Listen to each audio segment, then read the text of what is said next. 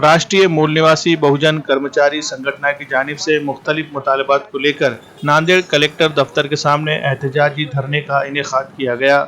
यह एहतजाज पुरानी पेंशन स्कीम के निफाज, मुकर्ररा सीनियर पे स्केल के निफाज, नए लेबर एक्ट की मनसूखी और दीगर मुतालबात के लिए किया गया। एम्प्लॉयज यूनियन के कौमी सदर वामन मेश्राम की क़ियादत में मुल्क भर में एहतजाज किया जा रहा है। इस सिलसिले की एक कड़ी के तौर पर नांदेड़ दफ्तर जिला कलेक्टर के सामने यह एहतजाजी धरने का इनेकाद किया गया। इस दौरान कलेक्टर को एक मेमोरेंडम भी दिया गया, जिसमें जल्द से जल्द मुतालबात तस्लीम न होने की सूरत में तंजीम के अहदेदारान ने शदीद एहतजाज का इशारा दिया है। एहतजाज में राष्ट्रीय मूल निवासी बहुजन एम्प्लॉय संघ के अहदेदारान और कारकुनान कसीर तादाद में मौजूद थे। साथियों, आज महाराष्ट्र शासनाच्या विरोधात आम्ही 36 जिल्ह्यामध्ये निदर्शनं करत आहोत।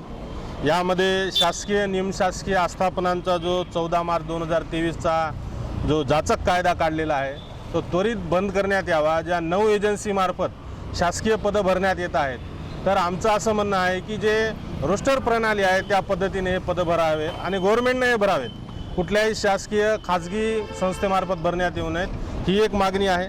त्याचबरोबर जे नवीन राष्ट्रीय शैक्षणिक धोरण आहे ते अत्यंत चुकीचं धोरण आहे, त्याही संदर्भात आम्ही निदर्शनं करत आहोत। त्याचबरोबर जो कंत्राटी कामगाराचा कायदा आहे त्यानुसार जी पदं भरलेली आहेत त्यांना शासकीय सेवेमध्ये निमशासकीय सेवेमध्ये कायम करण्यात यावे, यासाठी सुद्धा आम्ही आंदोलन करत आहोत।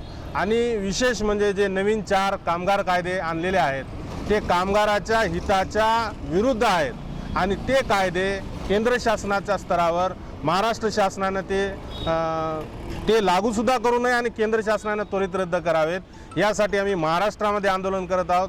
भविष्यामध्ये पूर्ण भारतभर आंदोलन करू।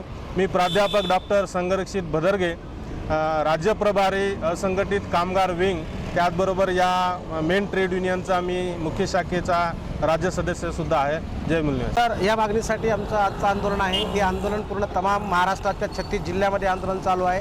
हे आंदोलन फक्त नांदेड जिल्ह्यापुरतं नाही आहे आणि या आंदोलनाचा जो मुख्य उद्देश आहे तो उद्देश असा आहे की ते 13 मार्च 2023 रोजी महाराष्ट्रातील 18 लाख कर्मचाऱ्यांनी महाराष्ट्र राज्यातील व सर्व विभागातील 1 नोव्हेंबर 2005 नंतर सेवेत असलेल्या सर्व कामगारांना किंवा आमच्या नोकरदार वर्गांना जी जुनी पेन्शन योजना जी बंद केली आहे ती राज्य सरकारने न लागू करता केंद्र सरकारने लागू केली पाहिजे, तर असा आमचा हा एक महत्त्वाचा उद्देश आहे।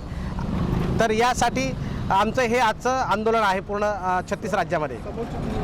समोरची भूमिका अशी आहे की जर समजा आमची जुनी पेन्शन योजना जर लागू त्यांनी केली नाही तर तमाम महाराष्ट्रामध्ये आणि देशामध्ये आम्ही हे आंदोलन उग्र आंदोलन करू, रस्त्यावरची आम्ही लढाई लढू, रॅल्या काढू।